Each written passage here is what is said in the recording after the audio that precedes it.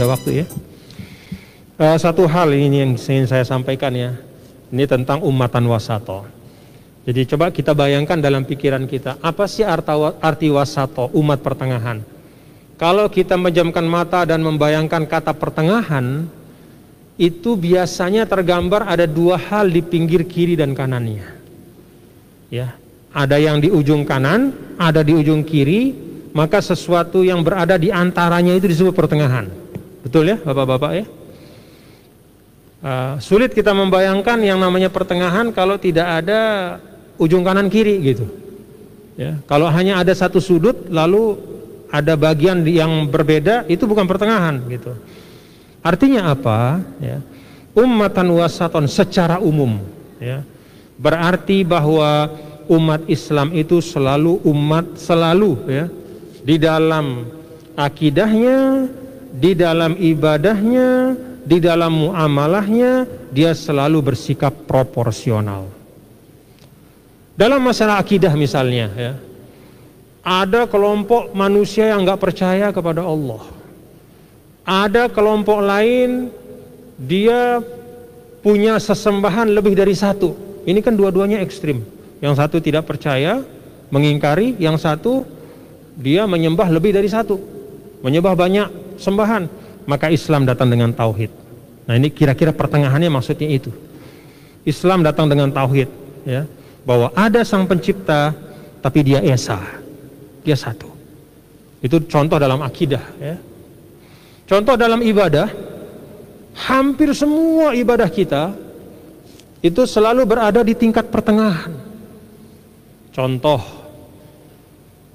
wala taj'al yadaka maghlulatan ila 'unuqika wala tabsutha kullal basti fataq'uda maluman mahsura. Jangan jadikan tanganmu itu terikat ya, terikat di belakang lehermu, wala tabsutha, dan jangan kamu buka selebar-lebarnya ya, maka kamu akan menyesal. Arti tangan terikat di belakang leher itu pelit, nggak mau bersedekah, berzakat, berbagi. Arti melepas tangan selebar-lebarnya itu mengeluarkan uang tanpa perhitungan ya. Islam mengajarkan jangan bersikap dua-duanya. Ini untuk harta ya. Jangan jadi orang yang pelit yang menyebabkan kamu meninggalkan perintah untuk bersedekah, apalagi berzakat dan yang lain. Dan juga jangan engkau mubazir ya. Wah, saya mau sedekah pokoknya nih semuanya dah. Sudah. Bagaimana untuk anak istri? Besok urusannya. Itu juga bukan sikap yang baik. Maka Islam mengajarkan sikap pertengahan. Contoh, itu salah satu contoh. Kemudian juga di dalam ibadah sholat ya, digambarkan bagaimana ada 3 orang dulu pada masa Rasulullah SAW yang membuat kesepakatan. Mereka ingin nyalehang istilahnya ya. Jadi dia merasa Nabi itu kurang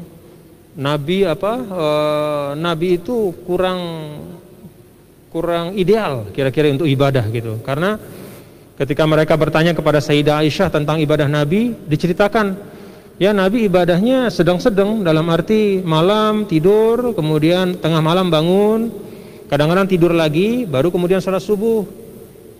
Kemudian puasanya juga selang-seling, hari ini puasa, besok enggak ya. Ya tergantung kesehatan beliau dan kelapangan keluangan. Nah 3 orang ini kemudian menganggap wah ini enggak ideal nih gitu. Akhirnya mereka sepakat, yang satu mengatakan pokoknya saya mulai besok puasa terus, enggak ada hari tanpa puasa. Yang satu mengatakan saya mulai nanti malam enggak akan tidur, ya saya akan ibadah terus sampai subuh. Lalu satu lagi mengatakan saya mulai saat ini enggak mau mendekati istri saya. Didengar oleh Nabi itu. Lalu Nabi panggil 3 orang ini dan Nabi tanya kepada mereka satu pertanyaan ya. Saya mau tanya nih bapak-bapak, kira-kira gitu. Ama kuntu akhsyakum lillah wa atqakum lah. Saya mau tanya, siapa sih manusia yang paling takut dan paling takwa kepada Allah? Mereka semua mengatakan, engkau ya Rasulullah. Lalu Nabi mengatakan, ketahuilah ya, saya itu seperti yang istri saya ceritakan kepada kalian. Malam saya tidur, istirahat, tengah malam saya bangun, sholat. Kalau saya masih ngantuk lagi ya saya tidur lagi, lalu saya bangun subuh. Atau kalau saya kuat ya saya sampai subuh. Hari ini saya puasa, besok enggak. Saya tidak memaksakan setiap hari harus puasa. Dan saya tidak pernah meninggalkan kewajiban saya kepada istri saya. Nah, itulah namanya ummatan wasata. Jadi jangan menganggap diri lebih alim dari Nabi. Jangan menganggap diri lebih saleh dari Nabi. Jangan menganggap diri lebih rajin dari Nabi ya. Ya, termasuk saat pandemi ini ya. Coba Nabi SAW mengatakan, innallaha yuhibbu an tu'ta rukhasuhu kama yuhibbu an tu'ta azaimuhu. Nah, Allah itu, kata Rasul, itu senang sekali kalau umatnya itu memanfaatkan rukhsahnya ya, sebagaimana umatnya itu melaksanakan kewajiban-kewajibannya yang lain. Jadi kalau ada rukhsah, keringanan ya, maka keringanan itu kita pakai. Itu Allah suka. Itu bagian dari ummatan wasata.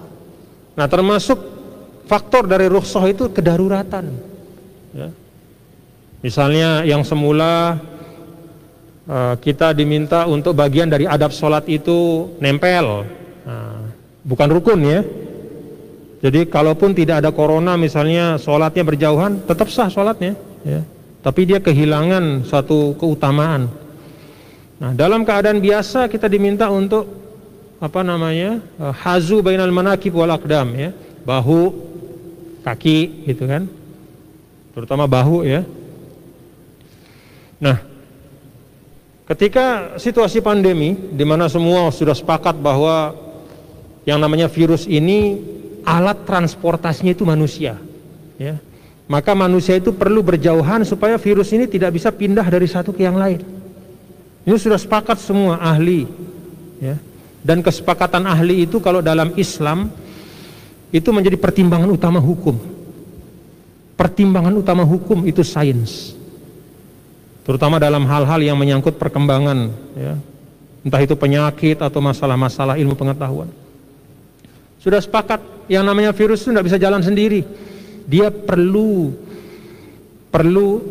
istilahnya kendaraan untuk pindah, bepergian. Apa kendaraan itu? Ya kita nih manusia.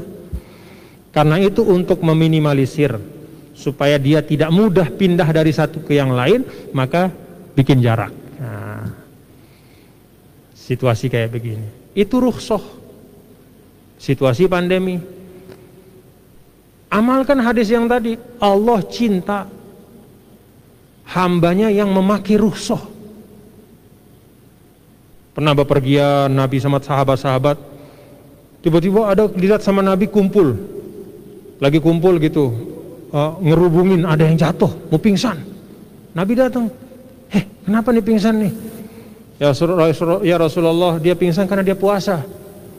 Nabi geleng-geleng kepala. Apa kata Nabi? Laisa minal bir asyam fis safar. Tidaklah merupakan kebajikan puasa pada saat bersafar, bepergian. Nabi sendiri tidak puasa pada waktu itu. Nabi tidak puasa, tapi ada di antara rombongan yang merasa diri lebih saleh dari Nabi.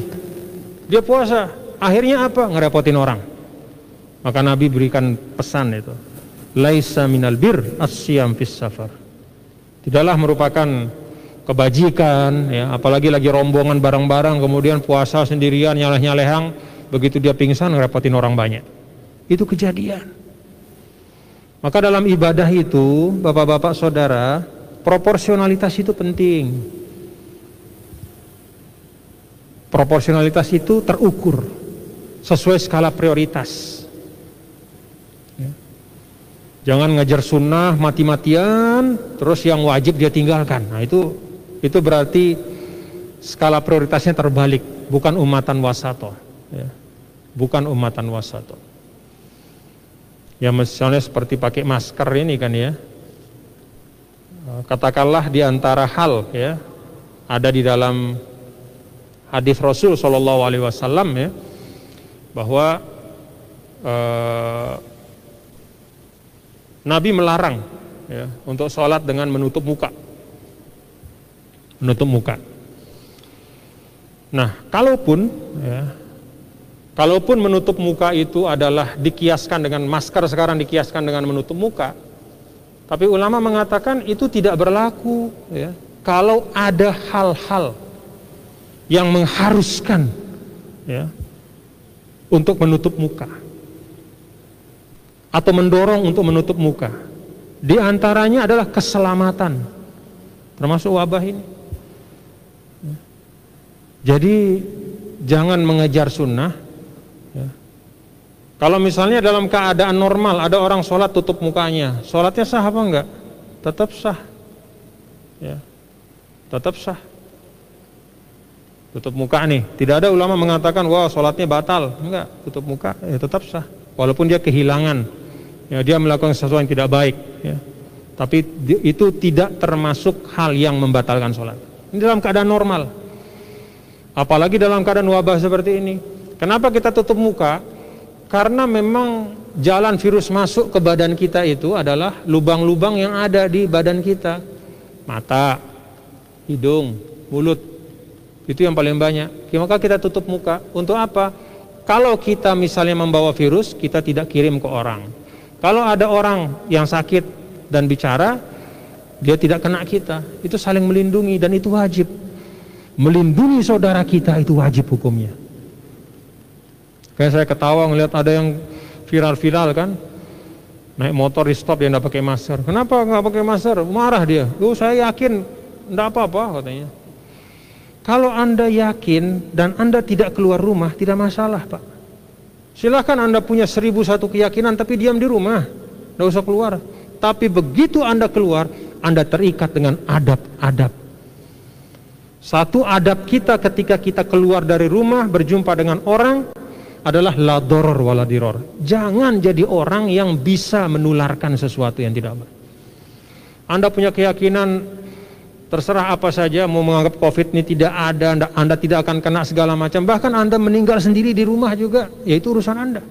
Tapi begitu Anda keluar dari rumah, menggunakan jalur publik, entah itu namanya jalan, entah itu misalnya ke pasar, ke masjid juga, ini ruang publik juga. Amalkan ya. Anda terikat dengan kaidah Islam, la doror wala diror. Bukan semaunya, tidak. Kalau Anda mau semaunya, pulangnya di rumah aja sana. Terserah mau ngapain di rumah, di dalam kamar, mau terserah. Tapi begitu Anda keluar di ruang publik, tanggung jawab, la doror wala diror. Apa kata Rasul? La yu'minu ahadukum hatta yuhibba li akhihi ma yuhibbu li nafsihi.